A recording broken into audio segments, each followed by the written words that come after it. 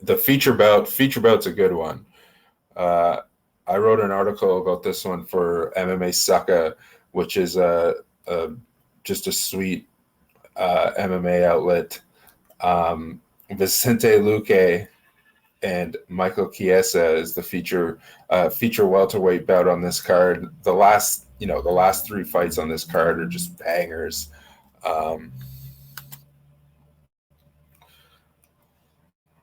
Luque came in at 170 pounds. He looked good. Michael Chiesa came in at 170 and a half pounds. He looked pretty good too. He looked kind of sucked out. He looked like he just came out of the sauna. Um, he made a joke to the guy operating the scale, saying don't set that to 155, because I think it was set at like 135 before that. But yeah, Vicente Luque minus 110 favorite, and Chiesa is the even money underdog. And Luque comes in, he's riding a 3-fight winning streak. And with all three of those wins coming by way of stoppage, across all 13 of his wins in the UFC, all but one of them, Luque has come inside the distance. He's only gotten the distance 4 times in his UFC career, with all 3 of his UFC losses coming away at decision. So he's never been stopped either. If Chiesa is going to win this fight, I think it'll likely come by way of decision, in my opinion. And then, Chiesa, he's riding a 4-fight winning streak himself. Last 3 wins coming by way of decision. He's no stranger to ending fights, though, inside the distance. 6 of his 11 UFC wins have come inside the distance. He's got like 6 rear naked choke stoppages.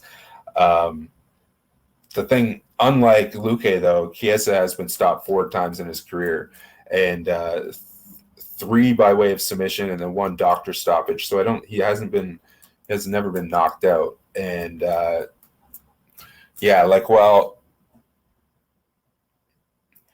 think that Chiesa's most likely path to victory in this fight, just based on the numbers, based on what we've seen out of Luque, and how, it would be an outlier for him to come out there and stop Luque.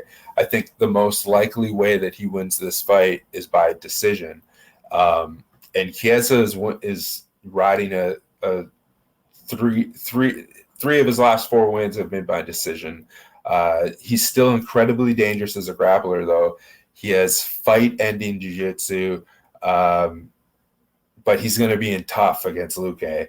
And Luque's trained with the likes of Gilbert Burns, and who's a high-level BJJ guy himself. And he's coming in with a much more formidable skill set when it comes to overall striking. So like I said, Chiesa is going to have to stay out of the pocket, first of all, for as long as possible. And he's going to have to time his entries very carefully against Luque, who's, hard hitting. He's got one-touch knockout power. We've seen him knock out Tyron Woodley.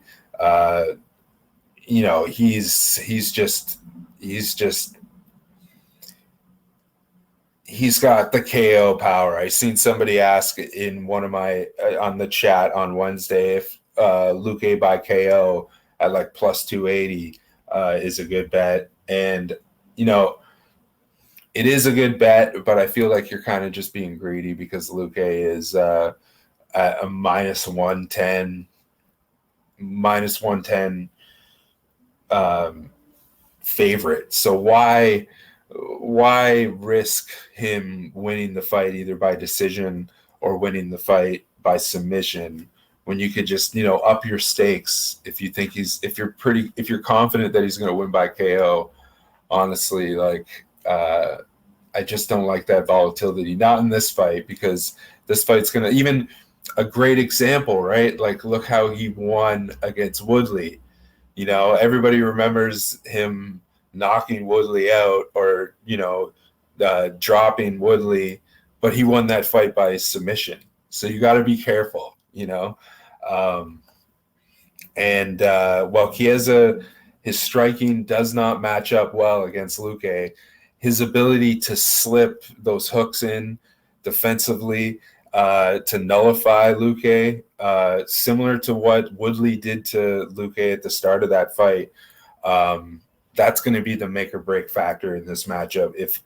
If Luque ends up being able to evade that kind of defensive striking from, or just like anti-boxing from Luque, Luque, if Luque is able to connect and avoid that anti-boxing from Chiesa in the what little time that he's going to have, because Chiesa is probably just going to smother him and hug him and try to get him to the ground as fast as possible. With what little time he has in that pocket is his fight to win. Otherwise, if Chiesa, he can get on his hips, he can take Luque's back. I won't say he can take his back at will, because Luque, like I said, he's been training with the likes of like Gilbert Burns and stuff like that. I don't know. Like I said, I still feel like Chiesa, his most likely path to victory in this fight, in my opinion, is by decision, is by similar to how he beat Neil Magny. But on the other side, if Luque can connect, do damage in what little time he has, I think that Luque might be.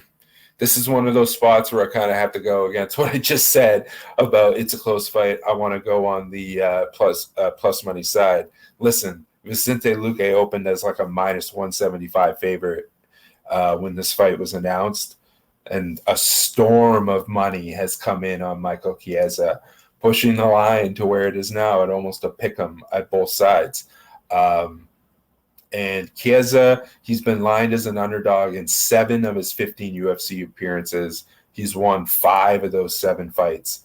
Vicente Luque, he's nearing the best odds of his career in this fight because he has never been an underdog in his 16 UFC appearances. You've never been able to get him at plus money. So at minus 110, people who've watched the post show with me and Bleed on Bloodshed, they know I like to ride my guys. If I've won a big bet, I'm gonna go back to the well, and I like Luque here. I gotta go with Luque. And then I also gotta say this. I see Dan Goldstein. What's up, Dan?